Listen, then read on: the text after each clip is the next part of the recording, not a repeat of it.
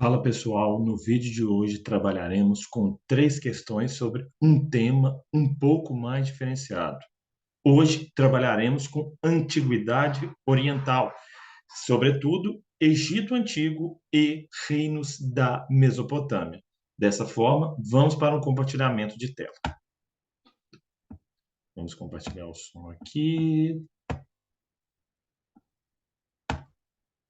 Bom, como eu mesmo disse, hoje nós trabalharemos com a chamada Antiguidade Oriental, dentro do que foi chamado aí civilizações hidráulicas, que compreende o Egito Antigo e a Mesopotâmia. Hoje também falarei mais algumas questões complementando esses exercícios que estão compartilhados na tela. Lembre, então, que quando nós falamos em Mesopotâmia, não falamos de um império especificamente. O termo Mesopotâmia foi dito pelos gregos e significa terra entre rios. E quais são estes dois rios? Esses dois rios são os rios Tigres e Eufrates, que atualmente cortam países como o Iraque, na região chamada de Oriente Médio.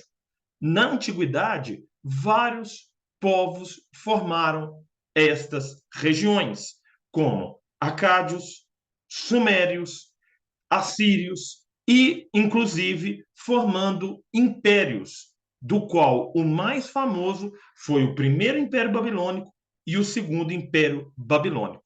Sendo assim, dentro deste Império Babilônico, tivemos o Código de Hammurabi. O que foi o Código de Hammurabi?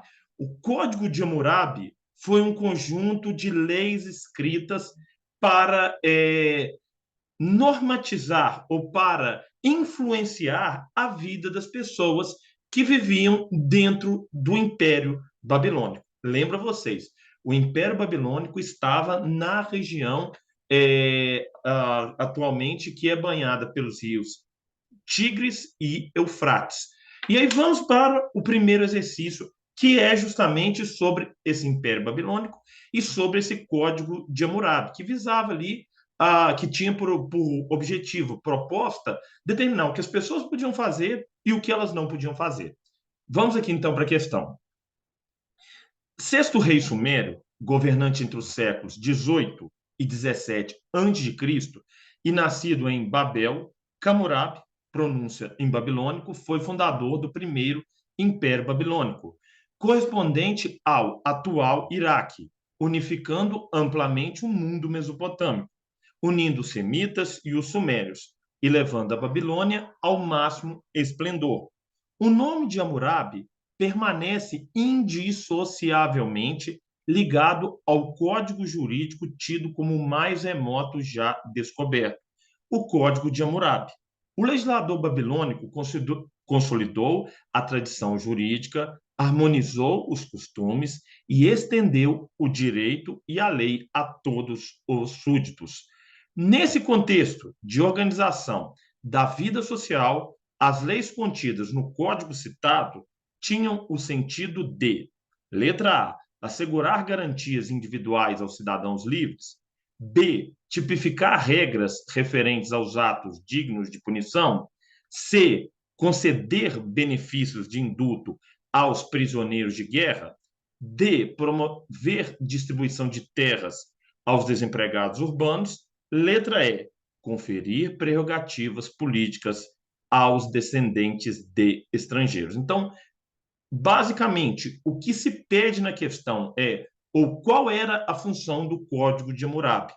Sendo assim, você tem que saber que o Código de Hammurabi foi um conjunto de leis para regulamentar a vida das pessoas. Logo, a melhor resposta é a letra B, ou seja, tipificar regras referentes aos atos dignos de punição.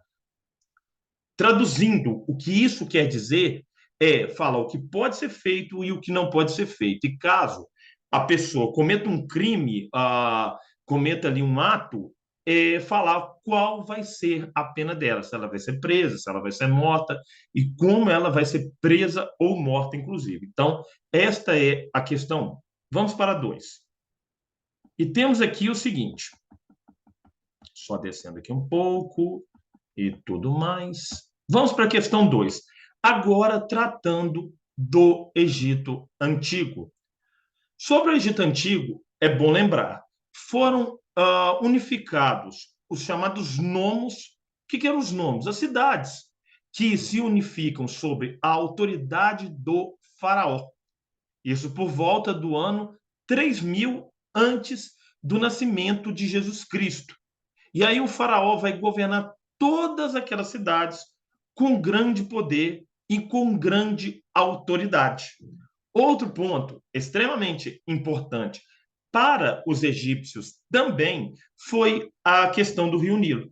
Se para a Mesopotâmia o rio Tigre e o rio Eufrates foram extremamente importantes para garantir a agricultura, garantir a água para poder beber, no Egito Antigo o Nilo teve também um papel decisivo. O rio que cortava grande parte, ou quase toda a região do Egito Antigo. E ligado ao rio Nilo, nós temos o sistema de irrigação. O que é o sistema de irrigação? É para onde o rio, ou é onde você consegue ligar canais de água. Você pega o rio, abre determinados espaços e a água sai por esses espaços, levando ou chegando em regiões um pouco mais distantes. Vamos ver o que fala a questão 2 e a sua resposta. O sistema de irrigação egípcio era muito diferente do complexo sistema mesopotâmico, porque as condições naturais eram muito diversas nos dois casos. A cheia do Nilo também fertiliza as terras com aluviões, mas é muito mais regular e favorável em seu processo e em suas datas do que a do Tigre e Eufrates, além de ser menos destruidora.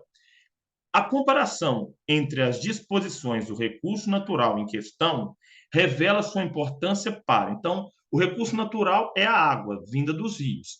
E qual a importância desta água? Letra A, desagregação das redes comerciais. B, supressão da mão de obra escrava. C, expansão da atividade agrícola. D, multiplicação de religiões monoteístas. E fragmentação do poder político. Então, basicamente, por que a água do Rio Nilo era importante? Sendo assim, pessoal, nós temos a letra C, por permitir a expansão. O que é se expandir? É crescer. Então, permitiu o crescimento da atividade agrícola, a atividade de plantar e a atividade de colher, graças ao rio. Por isso que se dizia que o Egito era uma dádiva do Nilo. O que é uma dádiva? Um presente dos deuses. Lembrando sempre, questão 2, peço like, se inscreva, enfim, todas as atitudes aí que vocês sabem, né, dessa vida. Dá uma força e uma moral para o nosso trabalho. E deixe nos comentários também o que vocês acham que pode cair numa prova e tudo mais. Vamos fechar o vídeo de hoje, então, com a questão 3, também sobre o Egito Antigo, e agora falando mais especificamente sobre as pirâmides. O que eram, ou na verdade, o que são as grandes pirâmides? Foram construções lá do Egito Antigo que serviam, em parte, de tumba, espaço para o faraó depois que ele morresse e muitos dos seus familiares. Lembrando que o faraó era a pessoa mais importante dentro do Egito Antigo e governava junto com o vizir, que era uma espécie de ministro do faraó, ministro mais importante, com os escribas, que eram pessoas que denominavam técnicas de leitura e escrita, porque naquelas sociedades poucos eram aqueles que sabiam ler e escrever, e também governavam juntos os sacerdotes, que eram responsáveis pela vida religiosa no Egito Antigo. Então, esse grupo era o grupo dos mais privilegiados. Seriam o que nós chamamos hoje em dia de ricos. Já camponeses, pessoas que plantavam, colhiam, escravos, que poderiam ser de guerras ou de dívidas, e comerciantes tinham uma vida um pouco mais difícil. Assim, vamos ler a 3 para encerrarmos o vídeo de hoje. O Egito é visitado anualmente por milhões de turistas de todos os quadrantes do planeta, desejosos de ver com os próprios olhos a grandiosidade do poder esculpida em pedra há milênios, as pirâmides de Gizé, as tumbas do Vale dos Reis e os numerosos templos construídos ao longo do Nilo. Então, aqui falando que o Egito hoje em dia recebe milhões de turistas. E aí o que se pede na questão é: o que hoje se transformou em atração turística era, no passado, interpretado de forma muito diferente. Pois, então, qual era a função lá do Vale dos Reis e das próprias pirâmides mesmo? Letra A significava, entre outros aspectos, o poder que os faraós tinham para escravizar grandes contingentes populacionais que trabalhavam nesses monumentos. B representava para as populações do Alto Egito a possibilidade de migrar para o sul e encontrar trabalho nos canteiros faraônicos. C significava solução para os problemas econômicos, uma vez que os faraós sacrificavam aos deuses suas riquezas, construindo templos. D representava a possibilidade de o faraó ordenar a sociedade, obrigando os desocupados a trabalharem em obras públicas para engrandecerem o próprio Egito. Letra E significava um peso para a população egípcia, que condenava o luxo faraônico e a religião baseada em crenças e superstições. Então, o que significava a pirâmide, o Vale dos Reis e outros objetos que hoje em dia no Egito são atração turística, são coisas para os turistas ver. Neste caso aqui, a alternativa é respondida pela letra A. Significava, entre outros aspectos, o poder que os faraós tinham para escravizar grandes contingentes populacionais que trabalhavam nesses monumentos. Então, que são contingentes populacionais? É gente, e é muita gente que muitos deles escravizados para poder construir pirâmide, Vale dos Reis e outras construções que até hoje chamam a atenção de milhões de pessoas que visitam o Egito todos os anos. Então, pessoal, é isso. Mais uma vez, muitíssimo obrigado para quem chegou até aqui. Reforço, deixa o like, se inscreve, coloca alguma coisa nos comentários para interagirmos. Um forte abraço a todos e até o próximo vídeo.